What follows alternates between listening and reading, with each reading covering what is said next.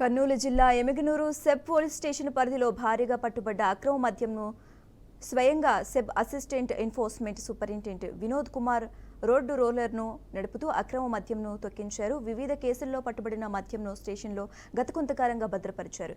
జిల్లా ఎస్పీ ఆదేశాల మేరకు సెబ్ అసిస్టెంట్ ఎన్ఫోర్స్మెంట్ సూపరింటెండెంట్ పర్యవేక్షణలో గ్రామ శివారులో సీఏ, ఎస్ఐలు, కానిస్టేబుల్ కలిసి రోడ్డు రోలర్లతో మద్యం బాటిల్ను తొక్కించి ధ్వంసం చేశారు. సుమారు 89 కేసుల్లో పట్టుబడి సీజ్ చేసిన కర్ణాటక ట్రేడ్రా మద్యం ప్యాకెట్లను ఉన్నతాధికారుల ఆదేశాల మేరకు ధ్వంసం చేసినట్లు వినోద్ కుమార్ తెలిపారు.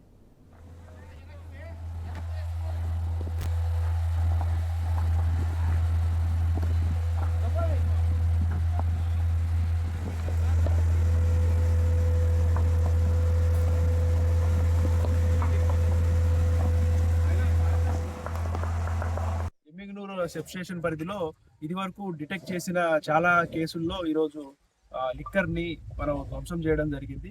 దానికి సంబంధించి మొత్తం ఈరోజు 89 కేసుల్లో మనకి డిస్ట్రక్షన్ ఆర్డర్స్ అక్రమంగా ఇతర రాష్ట్రాల నుంచి మన రాష్ట్రంలోకి, ఎస్పెషల్లీ మన ఎమిగనూరు సబ్ స్టేషన్ లిమిట్స్ లోకి వచ్చిన మద్యం మొత్తం దానికి సంబంధించి 77 కేసులు ఉన్నాయి. 77 కేసుల్లో దాదాపు 2293 లీటర్ల మద్యాన్ని కూడా ఈరోజు మీడియా సమక్షంలో పంచనామా నిర్వహించి ధ్వంసం చేయడం జరిగింది. దీనికి సంబంధించి వాల్యూ అంతా మనం అంచనా వేస్తే 10,50,000 రూపాయల ఈ అక్రమ మద్యం ఉంది.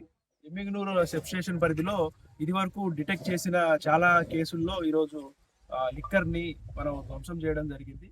దానికి